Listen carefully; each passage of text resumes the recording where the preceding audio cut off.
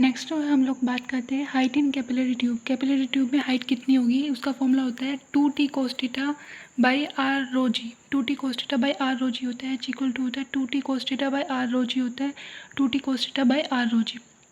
अगर दो soft bubble है वो कोलिज कर रहे हैं अंडर आइसोथर्मल कंडीशन, अगर वो कोलिज कर रहे हैं अंडर आइसोथर्मल कंडीशन तो आर एन क्या होगा, आर एन इक्वल टू होता है आर एन होता है under root R one square plus R two square, R one square plus R two square. If दो सॉफ्ट बबल जो है वो कोलिज कर रहे हैं अंडर आइसोथर्मल कंडीशन तो आर एन इक्वल टू होता है under root R one square plus R two square. ठीक है, जूरीज लॉ क्या बोलता है कि height of rise of the liquid in the capillary tube में height of rise of liquid जो होता है वो इनवर्सली प्रोपोर्शनल होता है to the radius of the capillary tube. Radius of the capillary tube की जो होता है इनवर्सली प्रोपोर्शनल होता है। जूरीज लॉ के according height of rise of liquid in a capillary tube जो होता है वो इनवर्सली प्रोपोर्शनल होता है to the radius of the capillary tube. Next point है, अगर दो सॉफ्ट बबल है वो टच कर रहे हैं ओवर कॉमन सरफेस पे अगर टच कर रहे हैं तो उनका रेडियस क्या होगा, R1 R2 upon R2 minus R1 होगा, R1 R2 upon R2 minus R1 होगा। ठीक है, नेक्स्ट है work done in blowing a soft bubble of radius R। Radius R का सॉफ्ट बबल है, उसको ब्लो करने में कितना वर्क डन लगेगा, इक्वल टू होगा टेंशन इंटू में डेल्टा ए, यानी कि इक्वल टू होगा टी इंटू में 2 इंटू में 4 पाई आर स्क्वायर, टी इंटू में 2 इंटू में 4 पाई आर स्क्वायर, यानी आप बोल सकते हो 2t इंटू में 4 पाई आर स्क्वायर, 2t इंटू में 4 पाई आर स्क्वायर। ठीक है, वेंचुरी मीटर की बात करें तो V1 इक्वल टू होता है A2 under root 2GH upon A1 square minus A2 का स्क्वायर। ठीक है, V1 क्या होता है वेंचुरी मीटर में जो है, अगर V1 निकालना है तो याद रखना बाहर जो है उसके अपोजिट वाला A लेंगे। ठीक है, A2 अंडर रूट तो सब में सेम ही होगा। ठीक है, अंडर रूट तो सब में सेम होगा, that is under root 2GH upon A1 square minus A2 square. ठीक है, अगर देखो जैसे V1 निकालना है तो A2 under root 2GH upon A1 square minus A2 square. अब V2 निकालना है तो जो है बाहर जो है V2 बाहर अगर V2 निकालना है तो बाहर क्या होगा, A1 होगा, और अंदर तो सेम होगा under root 2GH upon A1 square minus A2 square. ठीक है, रेट ऑफ फ्लो की बात करें, रेट ऑफ फ्लो का मतलब होता है volume of liquid per second. Rate of flow का मतलब होता है volume of liquid per second. ठीक है, यानी कि Q equal to A into में V होता है, इक्वल टू होता है A1 A2 under root 2GH upon A1 square minus A2 square. ठीक है, अगर रेट ऑफ फ्लो की बात करें तो वो होता है volume of liquid per second, volume of liquid per second equal to होता है Q equal to A into में V होता है। अगर निकाले तो A1 A2 under root 2GH upon A1 square minus A2 square.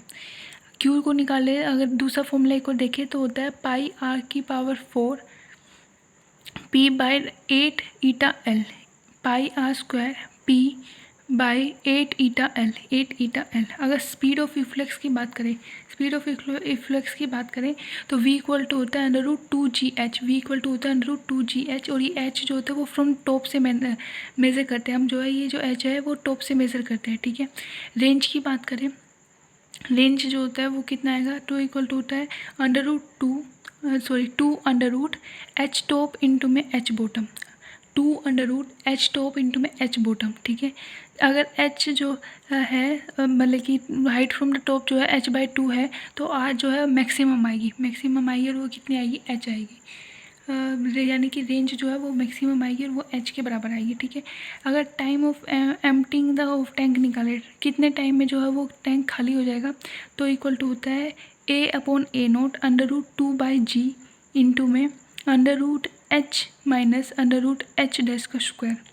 ठीक है, देखो A क्या होता है, ऊपर जो एरिया होता है, ठीक है, टॉप पे A0 क्या होता है, होल का एरिया कितना है। ठीक है, अंडर रूट 2/G इंटू में अंडर रूट एच क्या होता है, पूरी height minus under root H dash का स्क्वायर। एच डैश क्या होता है, बॉटम से उस होल की जो है कितनी हाइट है। ठीक है, उसको बोलते हैं एच डैश। अगर जो है होल जो है बॉटम पे बिल्कुल नीचे है तो टाइम कितना लगेगा, A/A0 √2h/g लगेगा, A/A0 √2h/g लगेगा। नेक्स्ट अगर हम बात करें तो एंगल ऑफ कॉन्टैक्ट जो होता है वो does not depend upon the angle of inclination. Angle of जो कॉन्टैक्ट होता है वो does not depend upon the angle of inclination, वो एंगल ऑफ इंक्लिनेशन पे डिपेंड नहीं करता। एंगल ऑफ कॉन्टैक्ट जो होता है वो does not depend upon the angle of inclination, inclination angle पे डिपेंड नहीं करता कौन, एंगल ऑफ कॉन्टैक्ट, ठीक है। नेक्स्ट अगर हम बात करें बल्क मॉडुलस जो होता है वो 1/कंप्रेसिबिलिटी होता है। बल्क मॉडुलस जो होता है वो 1/कंप्रेसिबिलिटी होता है, ठीक है।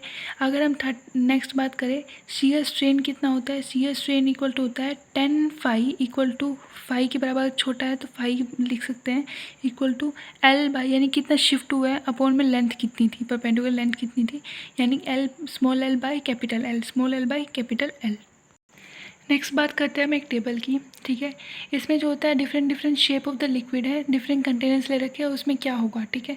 सबसे पहला पॉइंट है रिलेशन बिटवीन कोहेसिव और एडहेसिव फोर्स क्या होगा। सबसे पहले हम जो है वो ग्लास का सरफेस है, ग्लास का वो है कंटेनर, उसमें वाटर ले रहे हैं, ठीक है। तो यहाँ पे जो होता है सबसे पहले तो कॉनकेव सरफेस बनेगा, क्या बनेगा, कॉनकेव सरफेस, ठीक है।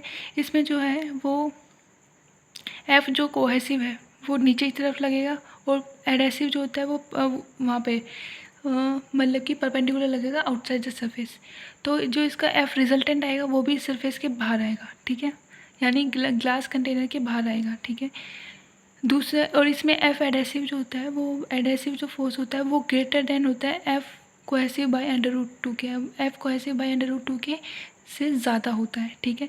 अब दूसरा सरफेस है वो हॉरिजॉन्टल सरफेस है, वाटर ले रखा है हमने, वो कंटेनर जो है सिल्वर का है।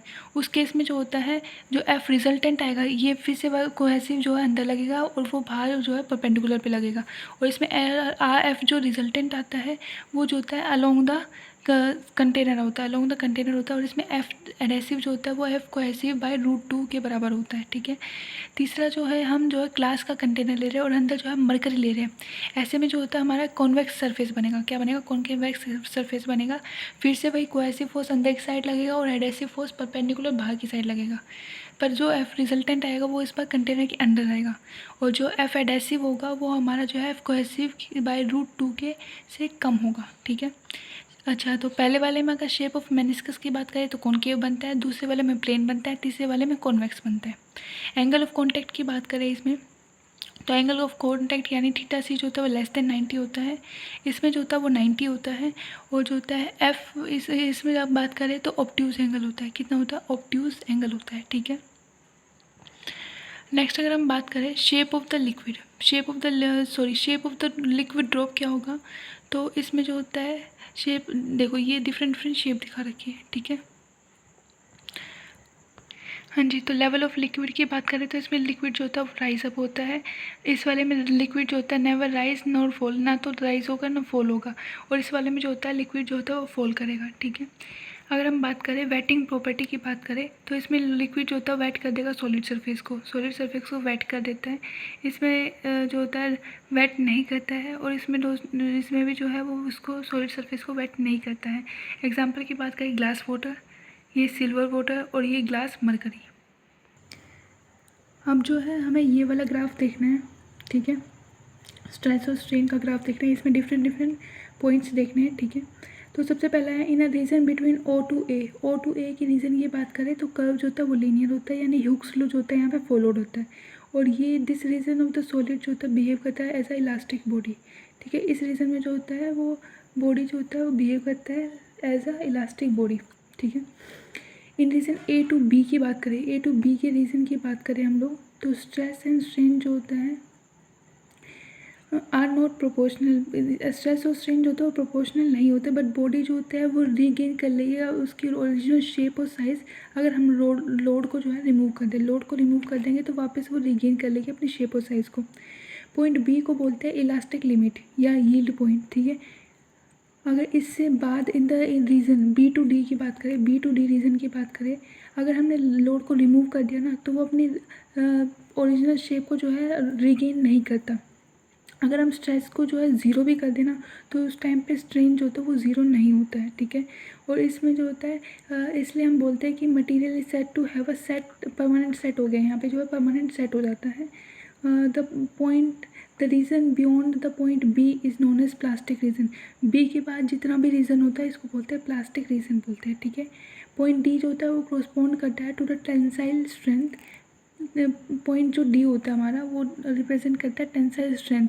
अगर इस पॉइंट के बियॉन्ड हमने एडिशनल स्ट्रेन लगाए ना तो वो जो है फ्रैक्चर हो जाता है। अगर फ्रैक्चर होता है वो अकर हो जाता है at the point E point पे जो है फ्रैक्चर हो जाएगा, ठीक है।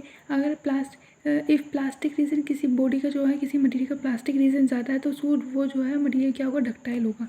अगर किसी का प्लास्टिक रीजन कम है तो वो मटेरियल क्या होगा, ब्रिटल होगा, ठीक है।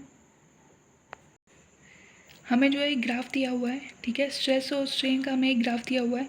इसमें हमसे सबसे पहले पूछा है कि which material has a greater young modulus, किसका यंग मॉडुलस ज़्यादा होगा। तो स्ट्रेस बाय यंग मॉडुलस क्या होता है, स्ट्रेस बाय स्ट्रेन। तो जिसका थीटा यानी स्लोप ज़्यादा होगा उसका यंग मॉडुलस ज़्यादा होगा, यानी यंग मॉडुलस ए जो होता है वो ज़्यादा होगा देन बी। दूसरा हमसे पूछा हुआ है which material is more ductile. तो डक्टाइल कौन सा होता है, जिसका प्लास्टिक रीजन ज़्यादा होता है। तो देखो ए के बाद कितना ज़्यादा वो देखो ए के पास कितना ज़्यादा डक्टाइल वो प्लास्टिक रीजन है और बी के पास बिल्कुल भी थोड़ा सा है। तो कौन ज़्यादा डक्टाइल होगा, ए। तीसरा क्वेश्चन हमारे पास कि इनमें से कौन सा ज़्यादा ब्रिटल होगा। तो जिसका प्लास्टिक रीजन कम होगा वो ब्रिटल होगा, तो बी हमारा जो है वो ब्रिटल होगा। अब पूछा गया है which of the two is more stronger material. Stronger material decide करने के लिए जो होता है, अगर स्ट्रेंथ ऑफ मटीरियल हमें डिटरमाइन करनी है तो वो जो होती है वो डिटरमाइन की जाती है बाय द स्ट्रेस। कितना हमें स्ट्रेस अप्लाई करना है टू कोज द फ्रैक्चर, वो हम मतलब कि डिसाइड करते हैं कि हमें कितना स्ट्रेस लगाना पड़ रहा है ब्रेक करने के लिए। जितना ज़्यादा हमें स्ट्रेस लगाना पड़ेगा टू कॉज द फ्रैक्चर या फिर ब्रेक करने के लिए, उतना ही ज़्यादा मटेरियल क्या होगा, हमारा स्ट्रॉन्ग होगा, ठीक है। यानी कि मटेरियल जो होगी स्ट्रेंथ जो होगी ज़्यादा होगी।